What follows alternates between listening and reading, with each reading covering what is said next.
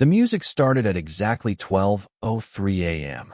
Not loud, never loud, but just enough to slip through the cracks of silence. A child's tune, warped and dragging, like it was drowning in its own echo. And in Maple Hollow, if your lights were on when it played, it meant you were already too late. Maple Hollow, Ohio, looked like the kind of place where nothing bad ever happened. Identical houses lined both sides of Willow Ridge Lane, each painted in fading pastels, pale blue, soft yellow, muted gray. Every driveway had the same mailbox, every lawn trimmed to the same dull perfection. It was the kind of neighborhood designed to feel safe, almost aggressively so. But safety, as Emily Carter would soon learn, can be the best disguise for something deeply wrong. Emily had only moved into 42 Willow Ridge 3 weeks ago.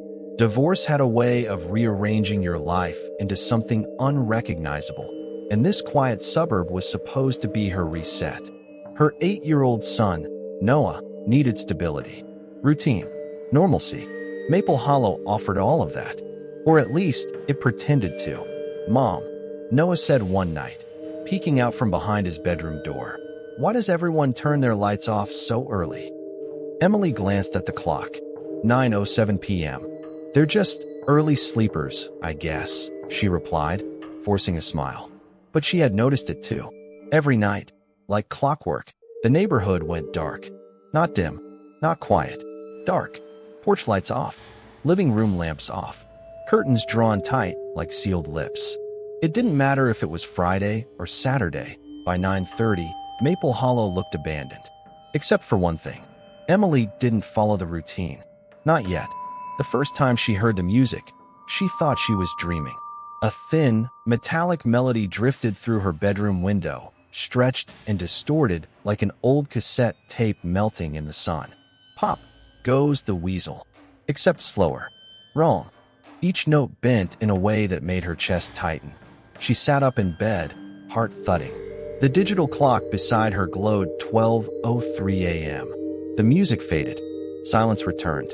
And just like that, it was over. The next morning, Emily mentioned it to her neighbor, Mrs. Dalloway. The woman froze mid-step on her porch. "You heard it?" she whispered. Emily frowned. "Yeah, some kind of ice cream truck?" "At midnight." Mrs. Dalloway's face drained of color. "You need to turn your lights off," she said sharply. "Before midnight. Every night." Emily laughed lightly. "Okay, why?" The older woman didn't smile back. "Because it sees you." A chill crept up Emily's spine. "Who sees me?" But Mrs. Dalloway was already retreating inside, door slamming shut. That night, Emily couldn't shake the unease. She double-checked the locks, closed every curtain, left only a single lamp glowing in the living room, more out of stubbornness than necessity. "This is ridiculous," she muttered to herself. Noah was asleep upstairs. The house was quiet, too quiet. Then, 12:03 a.m. The music returned. This time, it was clearer, closer. Pop Goes the Weasel. The melody dragged like something heavy being pulled across asphalt.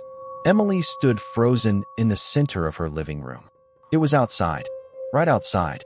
She moved slowly toward the window, each step deliberate, her breath shallow. "Don't look," a voice in her head warned. But she did, peeling back the curtain just an inch. The street was empty. No truck, no headlights, nothing. And yet the music continued. Louder now, closer still. Then she saw it. Not directly, but in the reflection of the glass. A shape, long white, faded. An ice cream truck. Except it wasn't moving. It was sliding, gliding past her house without a sound, as if the wheels didn't touch the ground. The music stopped, the moment it passed her driveway. Emily yanked the curtain shut, heart hammering in her ears. The next morning, she checked the street. No tire marks. No sign anything had been there at all. But something else caught her attention. The house across the street, number 39, was different. Its curtains were open, lights still on, the front door slightly ajar. Emily hesitated, then crossed the street. "Hello?" she called, pushing the door open. The house smelled. Sweet. Sickeningly sweet. "Vanilla." "Mr. Hayes?" she called again. No answer. She stepped inside. The living room was empty. The TV still on, playing static. the lamp glowing. And then she saw the hallway. At the far end, a bedroom door stood open. Emily walked toward it slowly, each step heavier than the last. Inside, the bed was neatly made. Too neatly, like no one had slept in it. But on the floor, a melted puddle of vanilla ice cream. No bowl, no spoon, just a sticky, spreading stain soaking into the carpet. And nothing else. Mr. Hayes was gone. The police report said missing person. No signs of forced entry. No evidence of struggle. Case open. Emily knew better. That evening, she confronted another neighbor. Mr. Briggs. He didn't even let her finish. You left your light on, didn't you? He snapped. Emily's silence was answer enough. He exhaled sharply, rubbing his face. Listen carefully, he said. That truck, it doesn't stop. It doesn't knock. It doesn't need to. Then how? It marks you, he interrupted. If your light is on, it knows you're awake. Watching. Available. Emily's throat tightened. And then, Mr. Briggs looked past her, toward the street. And then it comes back. That night, Emily turned off every light. Every single one. The house sat in complete darkness. She and Noah stayed upstairs, huddled together in his room. Mom, what's going on? Noah whispered. Just a game, she said softly. We have to stay really quiet, okay? Noah nodded. 12:03 a.m. The music started again.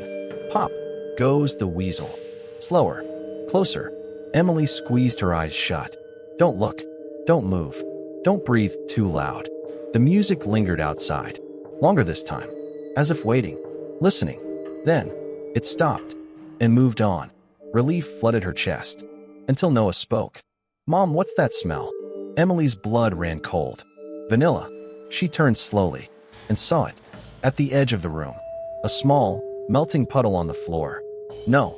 No. We didn't look, she whispered. We didn't. A soft creak interrupted her. The bedroom door. Opening. On its own. The hallway beyond was pitch black. But something was there. Not visible. But present. Watching. Waiting. Emily grabbed Noah, pulling him close. Stay behind me, she whispered. The air grew colder. The vanilla scent stronger. And then, a voice. Soft. Cracked. Like it hadn't been used in years. Do you want some ice cream? Emily's breath caught. No, she said firmly. We're not interested. Silence. Then, a faint chuckle. The door slammed shut.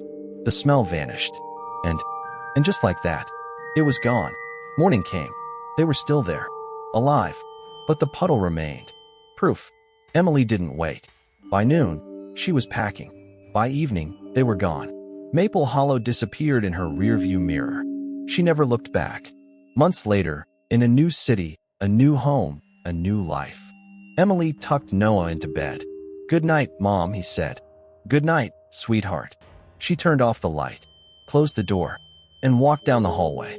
Everything was normal, safe, until a faint melody drifted through the air. Distant, distorted. Pop Goes the Weasel.